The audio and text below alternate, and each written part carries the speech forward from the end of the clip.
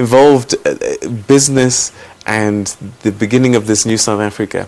I know that you started getting this group together. Tell us a little bit about the formation of the group, why you came together, and what you were trying to do. And this was what, back in the late 80s? Late 80s.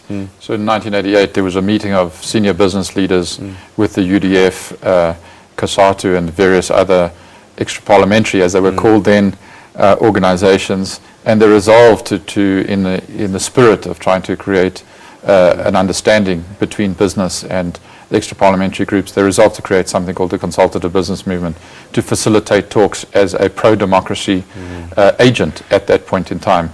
And effectively, the Consultative Business Movement, through an intensive effort of business leaders, CEOs of companies at that point in time, Southern Life, Anglo American, JCI, Premier Foods, some of the bigger companies, working with their counterparts in the extra-parliamentary movement, really was a very intense time. I joined it in 1989, January 1989. It was a 6-year period of very intense discussions, which evolved into bilateral talks with all of the political parties, including the ANC in exile, and that created a lasting trust between the old government regime, the extra-parliamentary groups, the UDF, the ANC, and even the right-wing groups, and the CBM, as we called it, as a facilitating body to build consensus between business and those groups, and also between those groups, because there was no one really facilitating them at that point in time.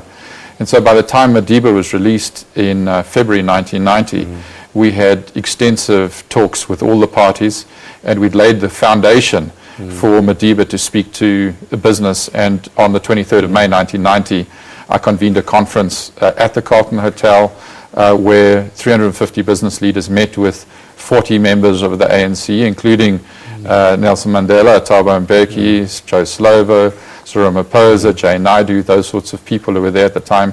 And Madiba came up to the podium, and after pausing to say there wasn't enough light in the hall, he said, when he said, "Okay, we have enough light," he said to the group assembled, who had given him a standing ovation, he said, "Well, now I've been waiting 27 years to come and tell you that nationalization and redistribution are not the only words in my economic vocabulary," in this dramatic Madiba-esque style. Wow. Tell us about his economic understanding. We know that he read a lot and he prepared himself a lot on Robben Island in particular. Were people surprised at his level of knowledge and engagement on economic issues and business issues? Well, he was very deeply embedded in ANC policy, and the ANC guiding light was the Freedom Charter at that point in time.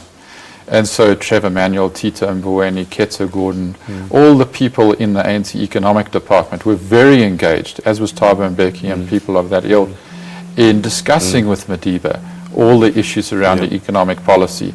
And obviously, the world had changed significantly since they'd come out. We now had a modern market system. Most of the socialist countries had moved and adapted to social democratic mixed economies. And so the question really that was around then was, what was the right mix in the mixed economy?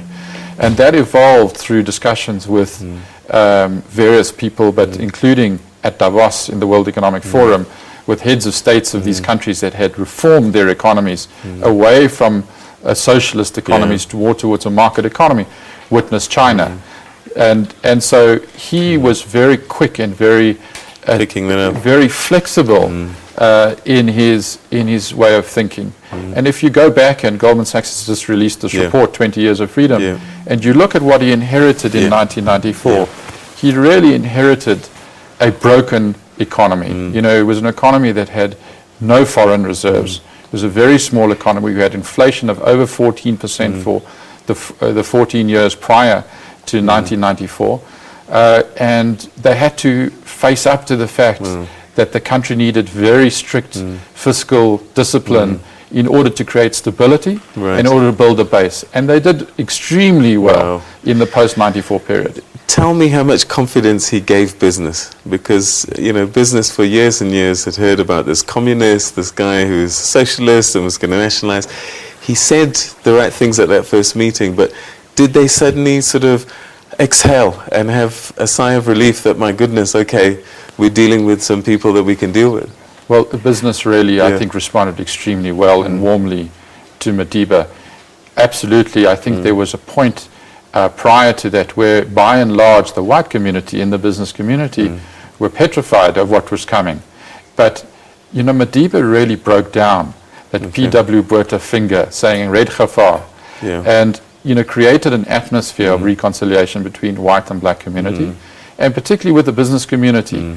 You could see that this was a person who was listening, who was engaged, who was warm, who was prepared to draw the line, but also sort of point forward as to how we could work together on the policy process. We're going to chat a little bit more and sort of get to the business legacy, the economic story.